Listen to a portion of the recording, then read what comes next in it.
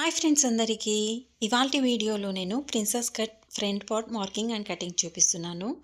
ఈ blouse stitching చేసేటప్పుడు బిగినర్స్కి అయితే మనం ఈ జాయింట్ ఎటు సైడ్ నుంచి చేసిన ఒక హాఫ్ ఇంచ్ 1 ఇంచ్ ఎక్స్ట్రా వస్తూ ఉంటుంది. అలా రాకుండా నీట్గా ఎలాగ కటింగ్ అండ్ స్టిచ్చింగ్ చేసుకోవచ్చో ఇప్పుడు చూద్దాము.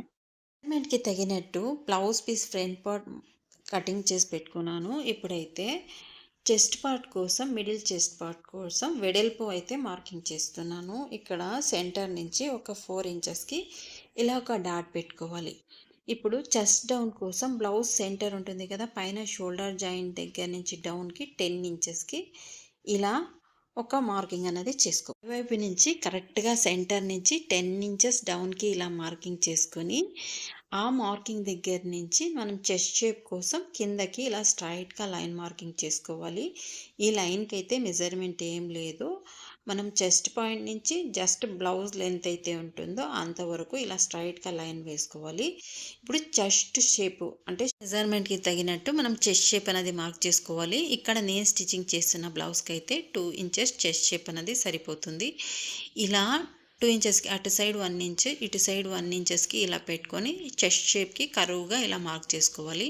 ఇప్పుడు మార్క్ చేసుకున్నాం కదా, అక్కడి నుంచి క్రాస్గా ఆర్మ్ రౌండ్లో మిడిల్కి వచ్చేలాగా ఇలా కలుపుకోవాలి. ఇలా కలుపుకొని కింద 2 ఇంచెస్ పైన ఒక పావు ఇంచుకి తీసుకోవాలి. 2 పీసెస్ అయితే ఇదే ఒకదానిపైన ఒకటి ఉంది. 2 పార్ట్ కూడా ఇలా ఒకదానిపైన ఒకటి వేసుకొని ఇప్పుడు ఈ మార్కింగ్ ఎలాగైతే ఉంటుందో దానిపైన కటింగ్ చేసుకోవాలి. లో తీసుకున్నాను కదా, ఈ వెడల్పు అన్నది బ్లౌజ్ వెడల్పుని బట్టి తీసుకోవాలి. లేదంటే చెస్ట్కి కరెక్ట్గా వచ్చేటట్టు మనం మార్కింగ్ చేసుకోవాలి. లేదంటే పక్కకు వస్తుంది చెస్ట్ పార్ట్ అన్నది. మనం బ్లౌజ్లో కొద్దిగా లావు ఉన్న వాళ్ళు 4.5 ఇంచ్ తీసుకోవాలి. మరీ సన్నగా ఉండే వాళ్ళకి 3 ఇంచెస్ వెడల్పు తీసుకున్న సరిపోతుంది. చెస్ట్ లెంత్ అన్నది బ్లౌజ్లో మెజర్మెంట్ దాదాపుగా అందరికీ 10.5 వస్తుంది. ఇలా కటింగ్ చేసుకున్న తర్వాత మనం ఈ ఫ్రంట్ పార్ట్కి పైపింగ్ అనేది స్టిచ్చింగ్ చేస్తున్నాను.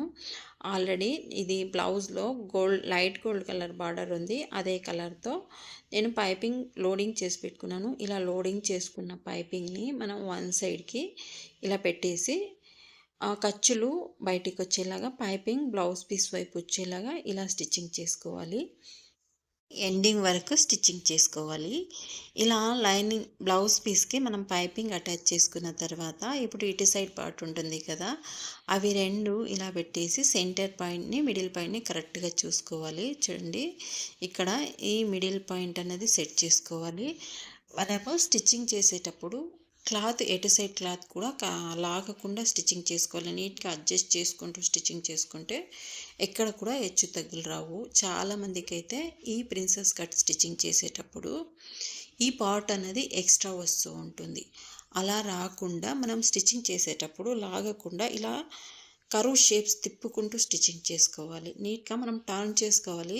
స్టిచ్చింగ్ చేసేటప్పుడు మనం స్ట్రైట్గా స్టిచ్ చేస్తాం కదా, అలా కాకుండా కింద ఉన్న పార్ట్ని కొద్దిగా ఇలా కరువు షేప్స్ అనేది టర్న్ చేసుకుంటూ స్టిచ్చింగ్ చేస్తే చూడండి, ఎక్కడ కూడా మనకు ఎగుడు క్లాత్ పైవైపు క్లాత్ మిగలడం కానీ కింద వైపు క్లాత్ ఎక్కువ రావడం కానీ అలా ఉండదు. కరెక్ట్గా ఇలా రెండు సమానంగా వస్తాయి.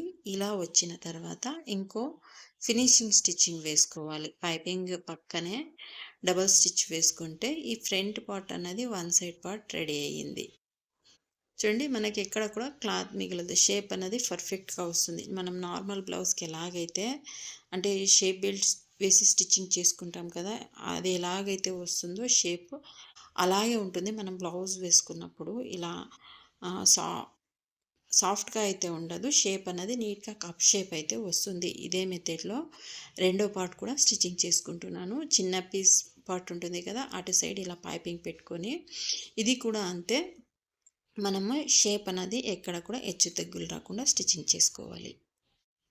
ఇలా రెడీ చేసుకున్న తర్వాత ఈ పైవైపు క్లాత్ని ఈ విధంగా ఈ వీడియోలో చూపిస్తున్నట్టు చూడండి, వన్ సైడ్ నుంచి ఇలా క్లాత్ అనేది అడ్జస్ట్ చేసుకుంటూ స్టిచ్చింగ్ చేసుకొని రావాలి. ఫస్ట్ పార్ట్ ఎలాగైతే వన్ సైడ్ పార్ట్ ఎలాగైతే స్టిచ్చింగ్ చేసుకున్నామో అలాగే క్లాత్ అనేది ఈ ఎండింగ్లో క్లాత్ సరిపోయేటట్టు అడ్జస్ట్ చేసుకుంటూ క్లాత్ లాగకుండా ఇలా స్టిచ్ చేసుకుంటూ రావాలి. ఈ ప్రిన్సెస్ కట్ స్టిచ్చింగ్ చేసేటప్పుడు స్టార్టింగ్‌లో కొద్దిగా ఇది హెచ్చు తగ్గులు వస్తూ ఉంటాయి. ఇది అడ్జస్ట్ చేసుకొని స్టిచ్చింగ్ చేసుకోవడం స్టార్టింగ్ నుంచి అలా రిపీటెడ్‌గా ప్రాక్టీస్ చేస్తూ ఉంటే వచ్చేస్తుంది. ఈజీగా అయితే వచ్చేస్తుంది. చూడండి ఇలా స్టిచ్చింగ్ చేసిన తర్వాత దీనికి కూడా ఒక ఫినిషింగ్ స్టిచ్ వేశారంటే 2 పార్ట్ అయినది కూడా రెడీ అయిపోతుంది.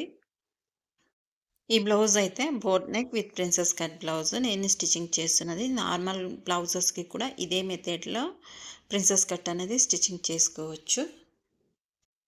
ఇలా ఫినిషింగ్ స్టిచ్ వేసుకుంటే 2 పార్ట్ కూడా ఫ్రంట్ పార్ట్ అనేది రెడీ అవుతుంది.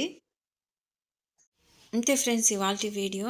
Front shape cutting and stitching ఎలా ఉందన్నది కామెంట్ చేయండి. ఇలాంటి స్టిచ్చింగ్ వీడియోస్ కోసం ఛానల్‌ని ఫాలో అవ్వండి. లైక్ చేయడం ద్వారా ఛానల్ని అయితే సపోర్ట్ చేయండి. మీరు చేసే లైక్ వల్ల వీడియో సజెషన్ అయ్యి మనలాగా స్టిచ్చింగ్ ఛానల్ చూసే వాళ్ళకైతే రీచ్ అవుతుంది.